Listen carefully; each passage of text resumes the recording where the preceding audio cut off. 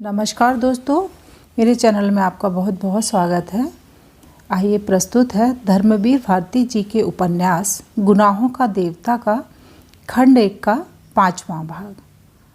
चलो बिटिया रानी, तई खाए लियो, फिर भीतर लेटो। अबहिन लेटे का बखत नहीं आवा। सहसा महाराजन ने आकर सुधा की स्वप्न श्रृंखला तोड़ते हुए कहा, अब हम नहीं खाएं। सुधा ने अपने सुनहले सपनों में ही डूबी हुई बेहोश आवाज़ में जवाब दिया, खाए लियो बिटिया, खाए पिए छोड़े से कसस काम चली।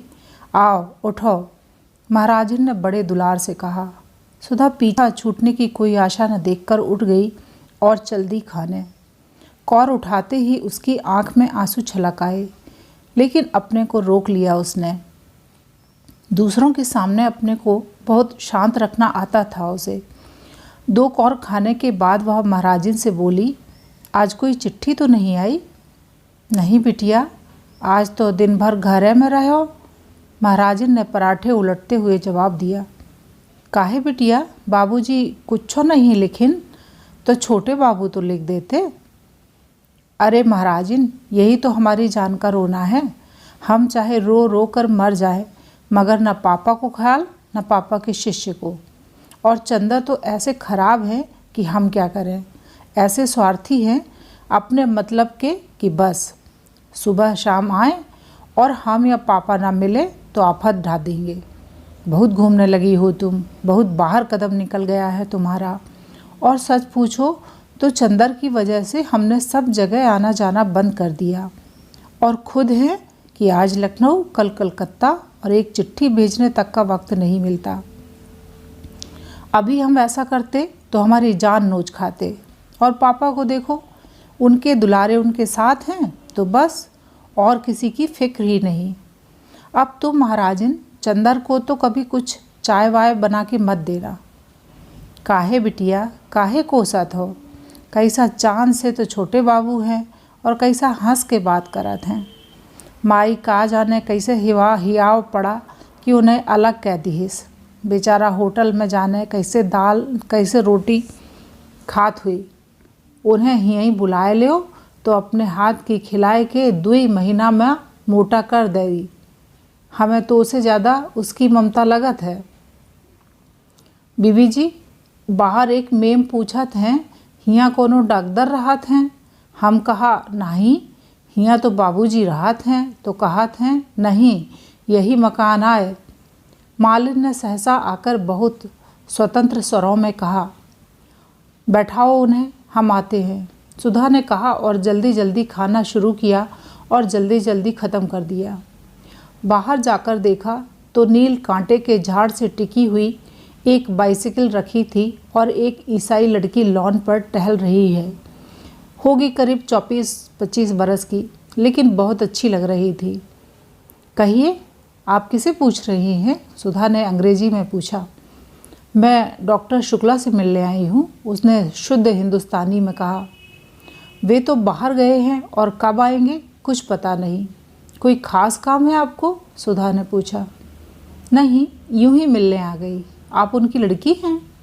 उसने साइकिल उठाते हुए कहा। जी हाँ, लेकिन अपना नाम तो बताती जाइए। मेरा नाम कोई महत्वपूर्ण नहीं, मैं उनसे मिल लूँगी। और हाँ, आप उसे जानती हैं, मिस्टर कपूर को? आहा, आप पम्मी हैं, मिस डिक्रूज़। सुधा को एकदम ख्याल आ गया। आइए आइए, हम आपको ऐसे नहीं जाने देंगे। चलिए बैठिए।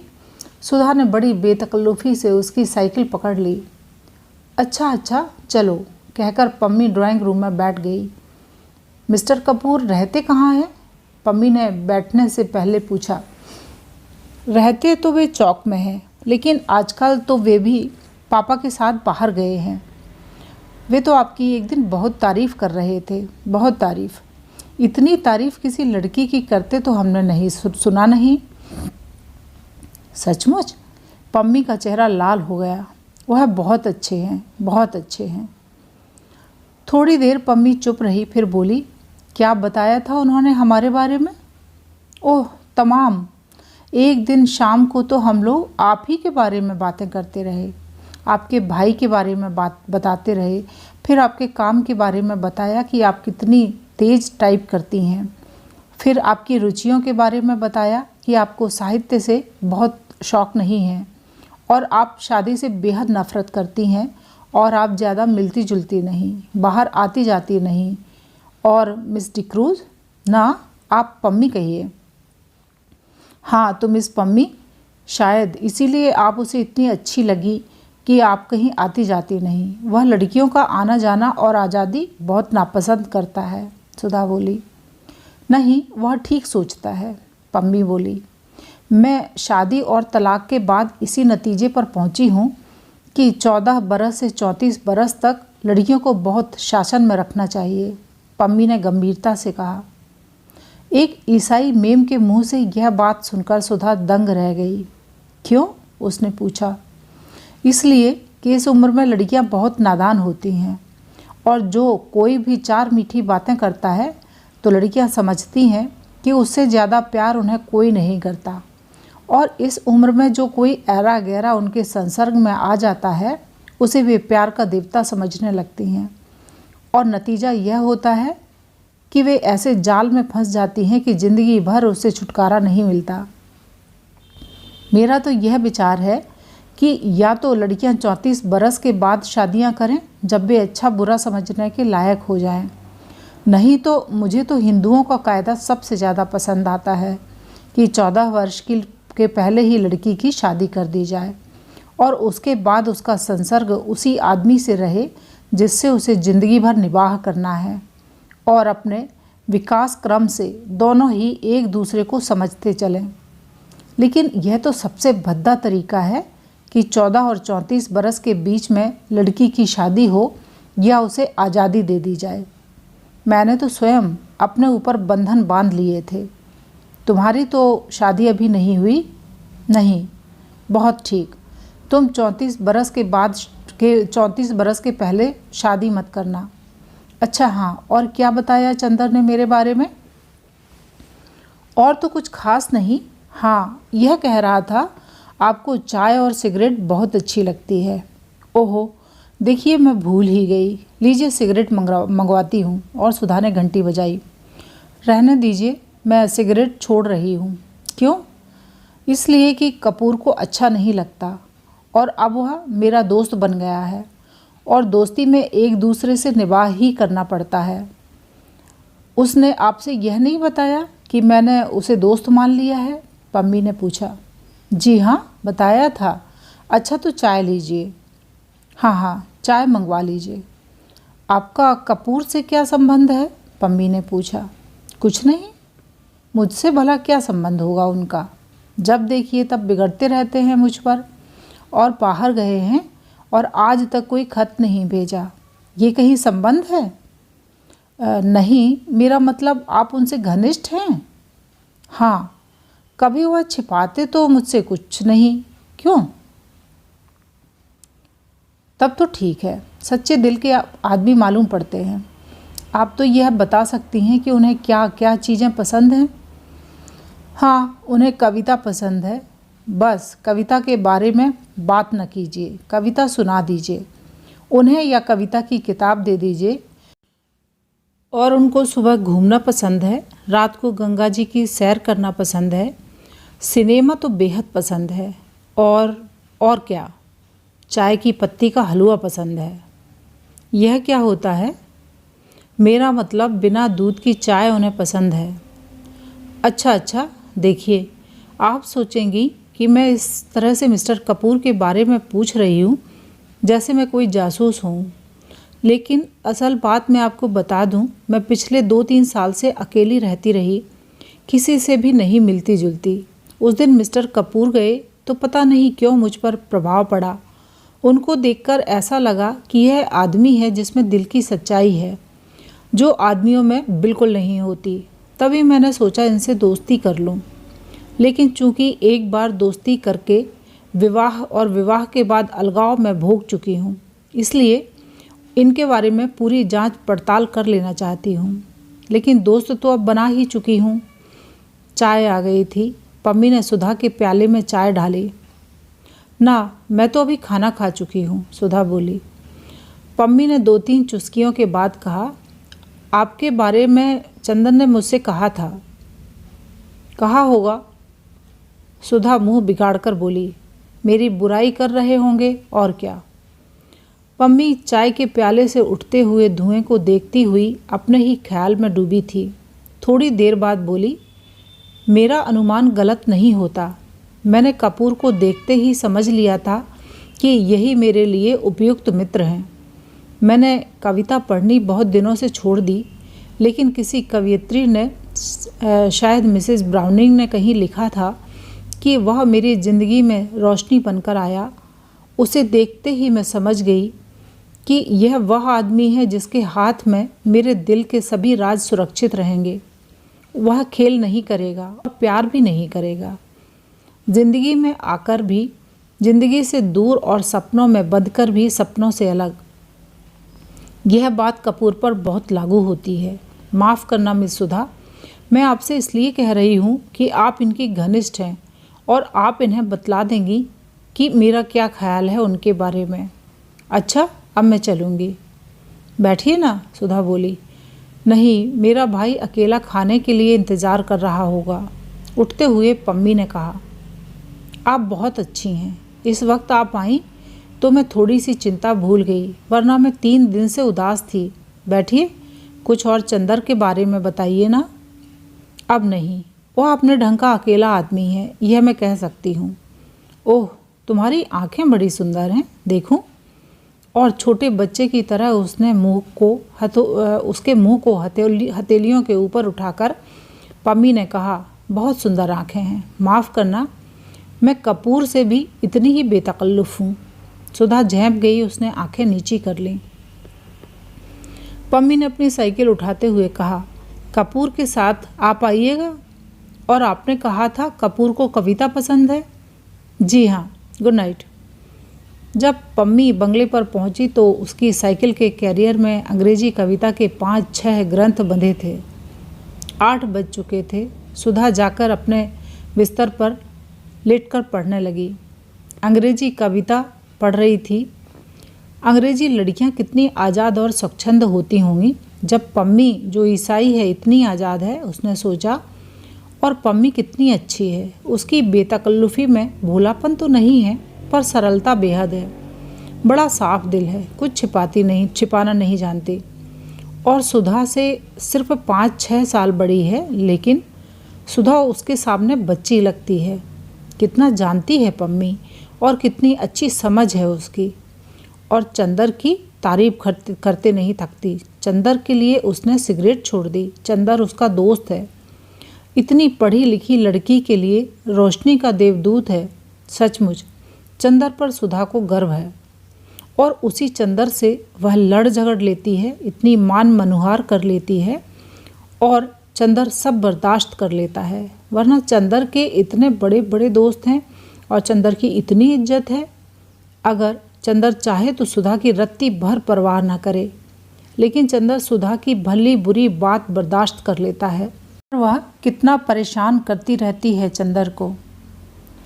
कभी अगर सचमुच चंदर नाराज़ हो गया और सचमुच हमेशा के लिए बोलना छोड़ दे, तब क्या होगा? या चंदर यहाँ से कहीं चला जाए, तब क्या होगा? खैर, चंदर जाएगा तो नहीं इलाहाबाद छोड़कर, लेकिन अगर वह खुद कहीं चली गई, तब क्या होगा? वह कहाँ जाएगी? अरे, पापा को मनाना तो बाएं हाथ का खेल है, और ऐसा प्यार वह करेगी नहीं कि शादी करनी पड़े। लेकिन यह सब तो ठीक है, पर चंदर ने चिट्ठी क्यों नहीं भेजी? क्या नाराज़ हो गया है? जाते वक्त सुधा ने परेशान तो बहुत किया था। होल डाल की पेटी का खोल दिया था, और उठाते ही चंदर के हाथ से सब कपड़े बिखर गए। चंदर कुछ बोला नहीं, लेकिन जाते समय उसने सुधा को डांटा भी नहीं, और ना यही समझाया कि घर का ख्याल रखना, अकेले मत घूमना, महाराजिन से लड़ना मत, पढ़ती रहना। इससे सुधा समझ तो गई थी कि वह नाराज़ है, लेकिन कुछ कहा नहीं। लेकिन चंदर को खत तो भेजना चाहिए था, चाहे गुस्से का ही खत क्यों ना होता। बिना खत के मन उसका कितना घबरा रहा है। और क्या चंदर को मालूम नहीं होगा यह कैसे हो सकता है? जब इतनी दूर बैठे सुधा को मालूम हो गया कि चंदर नाखुश है, तो क्या चंदर को नहीं मालूम होगा कि सुधा का मन उदास हो गया है? जरूर मालूम होगा। सोचते सोचते उसे जाने कब नींद आ गई, और नींद में उसे पापा या चंदर की चिट्ठी मिली या नहीं यह तो नहीं मालूम, लेकिन इतना ज़रूर है जैसे वह सारी सृष्टि एक बिंदु से बनी और एक बिंदु में समा गई, उसी तरह सुधा की यह भादों की घटाओं जैसी फैली हुई बेचैनी और गीली उदासी एक चंदर के ध्यान से उठी और उसी में समा गई। दूसरे दिन सुबह सुधा आंगन में बैठी हुई आलू छील रही थी और चंदर का इंतजार कर रही थी। उसी दिन रात को पापा आ गए थे और दूसरे दिन सुबह बुआ जी और बिनती। सुधी, किसी ने इतने प्यार से पुकारा कि हवाओं में रस भर गया। अच्छा, आ गए चंदर? सुधा आलू छोड़कर उठ बैठी। क्या लाए हमारे लिए लखनऊ से? बहुत कुछ। सुधा के है? सुधा, सहसा कमरे में से कोई बोला। चंदर हैं, सुधा ने कहा। चंदर, बुआ जी आ गईं और कमरे से बुआ जी बाहर आईं। प्रणाम बुआ जी, चंदर बोला और पैर छूने के लिए झुका। हाँ हाँ हाँ, बुआ जी 3 कदम पीछे हट गईं। देखते हो न, हम पूजा की धोती पहने हैं। ये क्या है सुधा? सुधा ने बुआ की बात का कुछ जवाब नहीं दिया। चंदर, चलो अपने कमरे में, यहाँ बुआ पूजा करेंगी। चंदर अलग हटा। बुआ ने हाथ के पंचपात्र से वहाँ पानी छिड़का और ज़मीन फूंकने लगी। सुधा, बिनती को भेज दो, बुआ जी ने धूपदानी में महाराजिन से कोयला लेते हुए कहा। सुधा अपने कमरे में पहुंचकर चंदर को खाट पर बिठाकर नीचे बैठ गई। अरे ऊपर बैठो। नहीं, हम यहीं ठीक हैं, कहकर वह बैठ गई और चंदर की पैंट पर पेंसिल से लकीरें खींचने लगी। अरे यह क्या कर रही हो? चंदर ने पैर उठाते हुए कहा। तो तुमने इतने दिन क्यों लगाए? सुधा ने दूसरे पांचे पर पेंसिल लगाते हुए कहा। अरे बड़ी आफत में फंस गए थे सुधा। लखनऊ में हम लोग गए बरेली, वहाँ एक उत्सव में हम लोग भी गए थे और एक मिनिस्टर भी पहुँचे। कुछ सोशलिस्ट, कम्युनिस्ट और मज़दूरों ने विरोध प्रदर्शन किया। फिर तो पुलिस वालों और मज़दूरों में जमकर लड़ाई हुई। वह तो कहो एक बेचारा सोशलिस्ट लड़का था, कैलाश मिश्रा, उसने हम लोगों की जान बचाई, वरना पापा और हम दोनों ही अस्पताल में होते। अच्छा, पापा ने हमें कुछ बताया नहीं? सुधा घबरा कर बोली और बड़ी देर तक बरेली, उपद्रा और कैलाश मिश्रा की बात करती रही। अरे ये बाहर गा कौन रहा है? चंदर ने सहसा पूछा। बाहर कोई गाता हुआ आ रहा था। आंचल में क्यों बांध लिया मुझ परदेशी का प्यार, आंचल में क्यों। और चंदर को देखते ही उस लड़की ने चौंक कर कहा। अरे! क्षण भर स्तब्ध और फिर शर्म से लाल होकर भागी बाहर। अरे भागती क्यों है? यही तो है चंदर, सुधा ने कहा। लड़की बाहर रुक गई और गर्दन हिलाकर इशारे से कहा, मैं नहीं आऊँगी, मुझे शर्म आती है। अरे चलिए आ, देखो हम अभी पकड़ लाते हैं, बड़ी झक्की है यह, कहकर सुधा उठी और वह फिर भागी। सुधा पीछे पीछे भागी। थोड़ी देर बाद सुधा अंदर आई तो सुधा के हाथ में उस लड़की की चोटी और वह बेचारी बुरी तरह अस्त व्यस्त थी। दांत से अपने आंचल का छोर दबाए हुए थी। बाल की 3-4 लटें मुंह पर झुक रही थीं और लाज के मारे सिमटी जा रही थी, और आंखें थीं कि मुस्कुराए या रोएं यह तय ही नहीं कर पाई थीं। देखो चंदर देखो, सुधा हाँफ रही थी। यही है बिनती मुट्ठी कहीं की, इतनी मोटी है कि दम निकल गया हमारा। सुधा बुरी तरह हाँफ रही थी। चंदर ने देखा बेचारी की बुरी हालत थी। मोटी तो बहुत नहीं थी, पर हाँ गांव की तंदुरुस्ती थी।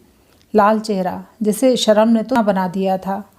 एक हाथ से अपनी चोटी पकड़े थी, दूसरे से अपने कपड़े ठीक कर रही थी और दांत से आंचल पकड़े। छोड़ दो उसे, यह क्या है सुधा? बड़ी जंगली हो तुम, चंदर ने डांट कर कहा। जंगली मैं हूँ या यह? सुधा चोटी छोड़कर सुधा बोली, यह देखो दांत काट लिया है इसने। सचमुच सुधा के कंधे पर दांत के निशान बने हुए थे। चंदर इस संभावना पर बेतहाशा हंसने लगा कि इतनी बड़ी लड़की दांत काट सकती है। क्यों जी, इतनी बड़ी हो गई और दांत काटती हो? उसकी हंसी रुक नहीं रही थी। सचमुच यह तो बड़े मज़े की लड़की है। बिनती है इसका नाम। क्यों रे, महुआ बिनती थी क्या वहाँ, जो बुआ जी ने बिनती नाम रखा है? वह पल्ला ठीक से ओढ़ चुकी थी। बोली, नमस्ते। चंदर और सुधा दोनों हंस पड़े। अब इतनी देर बाद याद आई। चंदर और भी हंसने लगा। बिनती, ए बिनती, बुआ की आवाज़ आई। बिनती ने सुधा की ओर देखा और चली गई। और कहो सुधी, चंदर बोला, क्या हालचाल रहा यहाँ? फिर भी एक चिट्ठी भी नहीं लिखी तुमने? सुधा बड़ी शिकायत के स्वर में बोली। हमें रोज़ रुलाई आती थी और तुम्हारी वो आई थी। हमारी वो? चंदर ने चौंक कर पूछा। अरे हाँ, तुम्हारी पम्मी रानी। अच्छा, वो आई थी? क्या बात हुई? कुछ नहीं, तुम्हारी तस्वीर देख देख कर रो रही थी। सुधा ने उंगलियां नचाते हुए कहा। मेरी तस्वीर देखकर? अच्छा, और थी कहाँ मेरी तस्वीर? अब तुम तो बहस करने लगे। हम कोई वकील हैं? तुम कोई नई बात बताओ, सुधा बोली। हम तो बहुत बहुत बात बताएंगे, पूरी कहानी है। इतने में बिनती आई। उसके हाथ में एक तश्तरी थी और एक गिलास। तश्तरी में कुछ मिठाई थी और गिलास में शरबत। उसने लाकर तश्तरी चंदर के सामने रख दी। ना भाई, हम नहीं खाएंगे, चंदर ने इनकार किया। बिनती ने सुधा की ओर देखा। खा लो, लगे नखरा करने। लखनऊ से आ रहे हैं ना, तकल्लुफ़ न करें तो मालूम कैसे हो? सुधा ने मुंह चिढ़ाते हुए कहा। चंदर मुस्कुराकर खाने लगा। दीदी के कहने पर खाने लगे आप? बिनती ने अपने हाथ की अंगूठी की ओर देखते हुए कहा। चंदर हंस दिया, कुछ बोला नहीं। बिनती चली गई। बड़ी अच्छी लड़की मालूम पड़ती है यह, चंदर बोला। बहुत प्यारी है और पढ़ने में हमारी तरह नहीं है, बहुत तेज है। अच्छा, तुम्हारी पढ़ाई कैसी चल रही है? मास्टर साहब बहुत अच्छा पढ़ाते हैं। और चंदर, अब हम खूब बात करते हैं उनसे, दुनिया भर की, और बस हमेशा सिर नीचे किए रहते हैं। एक दिन पढ़ते वक्त हम गरी पास में रखकर खाते गए, उन्हें मालूम ही नहीं हुआ। उनसे एक दिन कविता सुनवा दो, सुधा बोली। चंदर ने कुछ जवाब नहीं दिया और डॉक्टर साहब के कमरे में जाकर किताबें उलटने लगा। इतने में बुआ जी का तेज स्वर आया। हमें मालूम होता कि ये मुँह झौसी हमके ऐसे नाच नचई है तो हम पैदा होते एक गला घोंट देत। अरे राम, आकाश सिर पर उठाए है। कै घंटे से नरियात नरियात गरई फट गई। ये बोलते नहीं जैसे सांप सूंघ गवा हुए। प्रोफेसर शुक्ला के घर में यह नया सांस्कृतिक तत्व था। कितनी शालीनता और शिष्टता से वह रहते थे। कभी इस तरह की भाषा भी उनके घर में सुनने को मिलेगी, इसकी चंदर को जरा भी उम्मीद न थी। चंदर चौंक कर उधर देखने लगा। डॉक्टर शुक्ला समझ गए। कुछ लज्जित से और कुछ मुस्कुराकर ग्लानि छिपाते हुए से बोले, मेरी विधवा बहन है, कल गांव से आई है, लड़की को पहचाने। उसके बाद कुछ पटकने का स्वर आया, शायद किसी बर्तन के। इतने में सुधा आई, गुस्से से लाल। सुना पापा तुमने, बुआ बिनती को मार डालेंगी। क्या हुआ आखिर? डॉक्टर शुक्ला ने पूछा। कुछ नहीं। बिनती ने पूजा का पंचपात्र उठाकर ठाकुर जी के सिंहासन के पीछे रख दिया था। उन्हें दिखाई नहीं पड़ा तो गुस्सा बिनती पर उतार रही हैं। इतने में फिर उनकी आवाज़ आई। पैदा करते बखत बहुत अच्छा लाग रहा, पालत बखत टैं बोल गए। मर गए रहे हो तो अपन संतानों अपने साथ ले जाते हो। हमारे मूड पर यह हत्या काहे डाल गए हो? ऐसी कुलक्षणी है कि पैदा होते बाप को खाए गई। सुना पापा तुमने?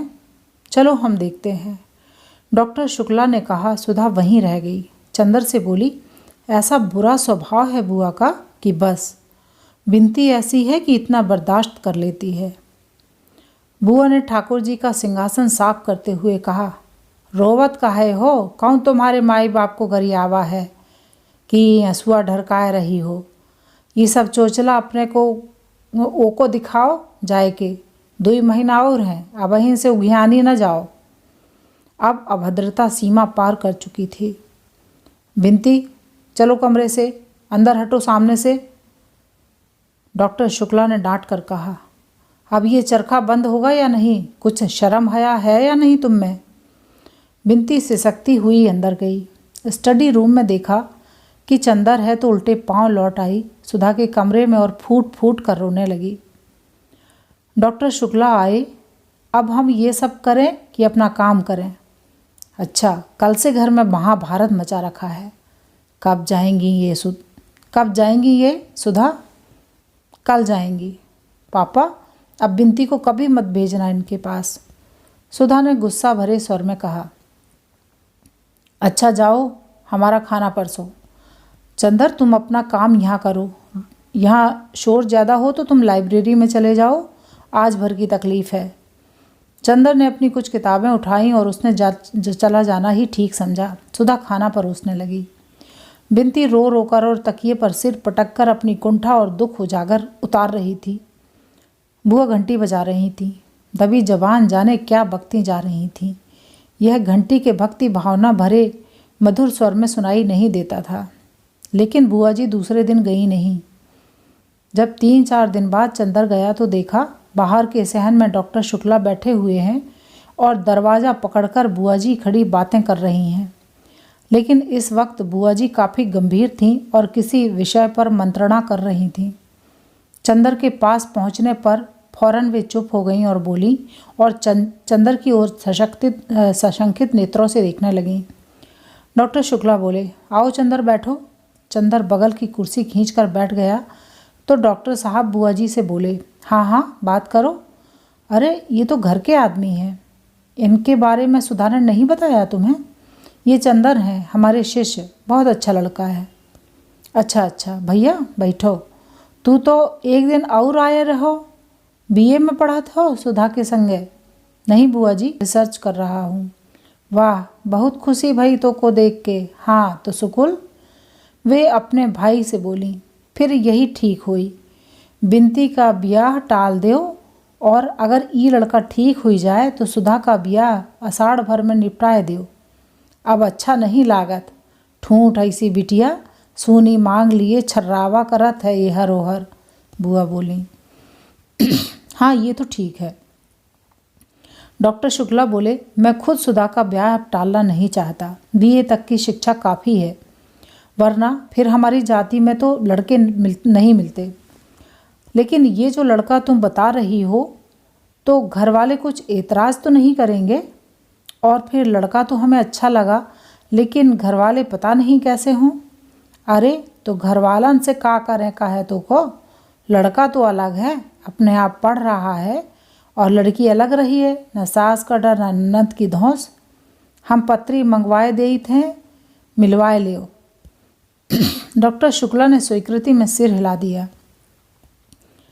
तो फिर बिनती के बारे में का कहा था?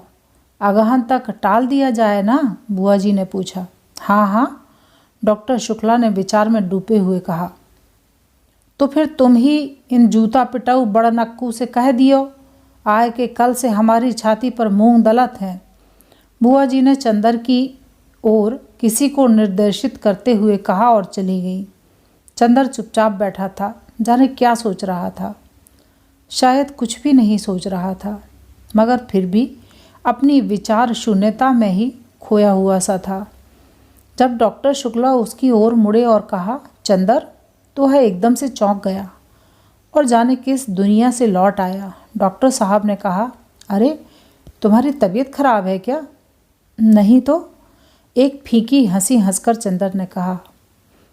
तो मेहनत बहुत कर रहे होगे। कितने अध्याय लिखे अभी थीसिस के?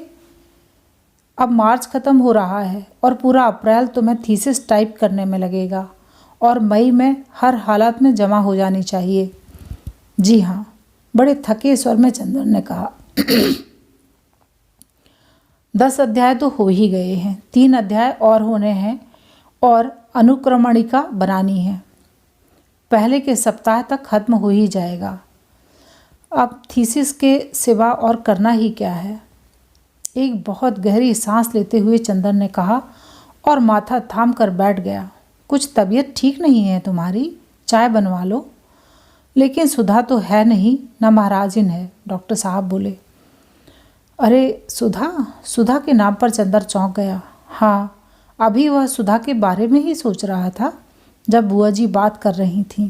क्या सोच रहा था? देखो, उसने याद करने की कोशिश की पर कुछ याद ही नहीं आ रहा था। पता नहीं क्या सोच रहा था। पता नहीं था, कुछ सुधा के ब्याह की बात हो रही थी शायद। क्या बात हो रही थी? कहाँ गई है सुधा? चंदर ने पूछा।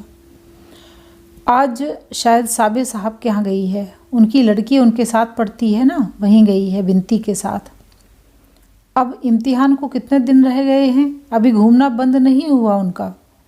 नहीं, दिन भर पढ़ने के बाद उठी थी, उसके भी सिर में दर्द था, चली गई। घूम फिर लेने दो बेचारी को, अब तो जा ही रही है। डॉक्टर शुक्ला बोले, एक हंसी के साथ जिसमें आंसू छलके पड़ते थे। कहाँ तय हो रही है सुधा की शादी? बरेली में। यह उसकी बुआ ने बताया है। जन्मपत्री दी है, मिलवा लो। फिर तुम जरा सब बातें देख लेना। तुम तो थीसिस में व्यस्त रहोगे, मैं जाकर लड़का देख आऊँगा। फिर मई के बाद जुलाई तक सुधा का ब्याह कर देंगे।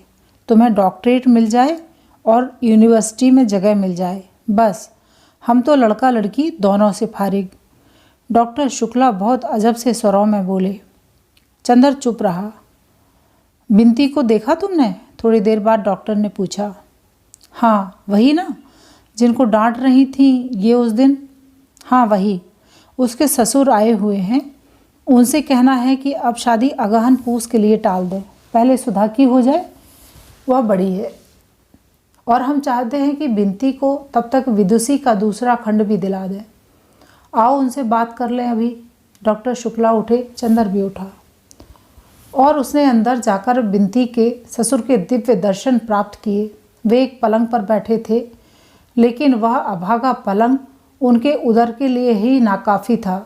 वे चित्त पड़े थे और सांस लेते थे तो पुराणों की उस कथा का प्रदर्शन हो जाता था कि धीरे धीरे पृथ्वी का गोला वाराह के मुंह पर कैसे ऊपर उठा होगा। सिर पर छोटे छोटे बाल और कमर में एक अंगोछे के अलावा सारा शरीर दिगंबर। सुबह शायद गंगा नहाकर आए थे, क्योंकि पेट तक में चंदन रोली लगी हुई थी। डॉक्टर शुक्ला जाकर बगल में कुर्सी पर बैठ गई। कहिए दुबे जी, कुछ जलपान किया आपने? पलंग चरमराया। उस विशाल मांसपिंड में एक भूडोल आया और दुबे जी जलपान की याद करके गदगद होकर हंसने लगे। एक थलथलाहट हुई और कमरे की दीवारें गिरते गिरते बचीं। दुबे जी ने उठकर बैठने की कोशिश की, लेकिन असफल होकर लेटे ही लेटे कहा, हो, सब आपकी कृपा है, खूब छक्के मिष्ठान पाया। अब जरा शरबत उर्बत मिले तो कुछ पेट में जलन है, सो शांत होए। उन्होंने पेट पर अपना हाथ फिराते हुए कहा, अच्छा, अरे भाई जरा शरबत बना देना। डॉक्टर शुक्ला ने दरवाजे की ओट में खड़ी हुई बुआ जी से कहा। बुआ जी की आवाज़ सुनाई पड़ी, बाप रे, ये 2.5 मन की लिहाज, कम से कम मसक भर शरबत तो उलीचे लई हैं। चंदर को हंसी आ गई। डॉक्टर शुक्ला मुस्कुराने लगे, लेकिन दुबे जी के दिव्य मुखमंडल पर कहीं क्षोभ या उल्लास की रेखा तक नहीं आई। चंदर मन ही मन सोचने लगा, प्राचीन काल के ब्रह्मानंद सिद्ध महात्मा ऐसे ही होते होंगे। बुआ एक गिलास में शरबत ले आईं। दुबे जी कांख कांख कर उठे और एक सांस में शरबत गले से नीचे उतार कर गिलास नीचे रख दिया। दुबे जी, एक प्रार्थना है आपसे। डॉक्टर शुक्ला ने हाथ जोड़कर बड़े विनीत स्वर में कहा। नहीं, बात काटकर दुबे जी बोले, बस अब हम कुछ न खावें। आप बहुत सत्कार किए, हम यही से छक गए। आपको देख के तो हमें बड़ी प्रसन्नता भई। आप सचमुच दिव्य पुरुष हो। और फिर आप तो लड़की के मामा हो, तो ब्याह शादी में जो है सो मामा का पक्ष देखा जाता है। ये तो भगवान ऐसा जोड़ मिलायन है कि वर पक्ष और कन्या पक्ष दोइन के मामा बड़े ज्ञानी हैं। आप हैं तौन कॉलेज में प्रोफेसर और ओहर हमार सार लड़का केर मामा जौन है तौन डाकघर में मुंशी है। आपकी कृपा से, दुबे जी ने गर्व से कहा। चंदर मुस्कुराने लगा। अरे सो तो आपकी नम्रता है, लेकिन मैं सोच रहा हूँ कि गर्मियों में अगर ब्याह न रखकर जाड़े में रखा जाए तो ज़्यादा अच्छा होगा। तब तक आपके सत्कार की हम कुछ तैयारी भी कर लेंगे, डॉक्टर शुक्ला बोले। दुबे जी इसके लिए तैयार नहीं थे। वे बड़े अचरज में उनकी ओर देखने लगे, लेकिन बहुत कहने सुनने के बाद अंत में वे इस शर्त पर राजी हुए कि अगहन तक हर तीज त्यौहार पर लड़के के लिए कुर्ता धोती का कपड़ा 11-12 रुपये नजराना जाएगा, और अगहन में अगर ब्याह हो रहा है तो सास ननद और जिठानी के लिए गर्म साड़ी जाएगी, और जब जब दुबे जी गंगा नहाने प्रयागराज आएंगे तो उनका रोचना एक थाल बड़े कपड़े और एक स्वर्ण मंडित जौ से होगा। जब डॉक्टर शुक्ला ने यह स्वीकार कर लिया तो दुबे जी ने उठकर अपना झालम झोला कुर्ता गले में अटकाया और गठरी हाथ में उठाकर बोले, अच्छा तो अब आज्ञा दो, हम चलिए अब, और ये रुपया लड़की को दे दियो। अब बात पक्की है। और अपनी टैंट से उन्होंने एक मुड़ा मुड़ाया तेल लगा हुआ 5 रुपये का नोट निकाला और डॉक्टर साहब को दे दिया। चंदर, एक तांगा कर दो दुबे जी को। अच्छा, आओ हम भी चलें। जब ये लौटे तो बुआ जी एक थैली से कुछ धर निकाल रही थीं। डॉक्टर शुक्ला ने नोट बुआ जी को देते हुए कहा, लो, ये दे गए हैं तुम्हारे समधी जी लड़की को। 5 का नोट देखा तो बुआ जी सुलग उठी। ना गहना न गुड़िया, ब्याह पक्का कर गए हैं ये कागज के टुकड़े से। अपना आप तो सोना और रुपया और कपड़ा सब लीलें को तैयार, और देत के दाई पेट पिराता है जूता पिटाऊ का। अरे राम चाही तो जमदूत ये लहास की बोटी बोटी करके राम जी के कुत्तन को खिलाई हैं। चंदर हंसी के मारे पागल हो गया। बुआ जी ने थैली का मुंह बांधा और बोली, अबहिन तक बिनती का पता न, और वो तुर्कन मलेच्छन के हियाँ कुछ खा पी लीस तो फिर हमारे हियाँ गुजारा नहीं ना होगा। बड़ी आज़ाद हुई गई है सुधा के सह पाए के। आवे देव, आज हम भद्रा उतारे थी। डॉक्टर शुक्ला अपने कमरे में चले गए। चंदर को प्यास लगी थी। उसने बुआ जी से 1 गिलास पानी मांगा। बुआ ने 1 गिलास में पानी दिया और बोली, बैठ के पियो बेटा, बैठ के। कुछ खाए का दे? नहीं बुआ जी। बुआ बैठकर हंसिया से कटहल छीलने लगी और चंदर पानी पीता हुआ सोचने लगा, बुआ जी सभी से इतनी मीठी बात करती हैं तो फिर आखिर बिनती से ही इतनी कटु क्यों हैं? इतने में अंदर चप्पलों की आहट सुनाई पड़ी। चंदर ने देखा सुधा और बिनती आ गई थीं। सुधा अपनी चप्पल उतारकर अपने कमरे में चली गई और बिनती आंगन में आई। बुआ जी के पास आकर बोली, लाओ हम तरकारी काट लें। चल हट ओहर, पहले नहाओ जाए के, कुछ खाए तो न रहे हो, इतनी देर कहाँ घूमती रहे हो? हम खूब अच्छी तरह जानी थी तू हमार नाक कटाइन के रहबो, पतुरियन के ढंग सीखे हैं। बिनती चुप। एक तीखी वेदना का भाव उसके मुंह पर आया। उसने आंखें झुका ली, रोई नहीं और चुपचाप सिर झुकाए सुधा के कमरे में चली गई। चंदर क्षण भर खड़ा रहा, फिर सुधा के पास गया। सुधा के कमरे में अकेले बिनती खाट पर पड़ी थी, औंधे मुंह, तकिया में मुंह छिपाए। चंदर को जाने कैसा लगा। उसके मन में बेहद तरस आ रहा था इस बेचारी लड़की के लिए, जिसके पिता हैं ही नहीं और जिसे प्रताड़ना के सिवा कुछ नहीं मिला। चंदर को बहुत ही ममता लग रही थी इस अभागिनी के लिए। वह सोचने लगा, कितना अंतर है दोनों बहनों में। एक बचपन से ही कितने असीम दुलार, वैभव और स्नेह में पली है, और दूसरी प्रताड़ना और कितने अपमान में पली, वह भी अपनी ही सगी माँ से, जो दुनिया भर के प्रति स्नेहमयी हैं, अपनी लड़की को छोड़कर। वह कुर्सी पर बैठकर चुपचाप यही सोचने लगा, तब आगे भी इस बेचारी को क्या सुख मिलेगा? ससुराल कैसी है यह तो ससुर को देखकर ही मालूम होता है। इतने में सुधा कपड़े बदलकर हाथ में किताबें लिए उसे पढ़ती हुई, उसी में डूबी हुई आई और खाट पर बैठ गई। अरे बिनती, कैसे पड़ी हो? अच्छा तो तुम हो चंदर। बिनती उठो। उसने बिनती की पीठ पर हाथ रखकर कहा। यह था उपन्यास गुनाहों का देवता का 5वां भाग। मिलते हैं अगले भाग में। तब तक के लिए नमस्कार, धन्यवाद।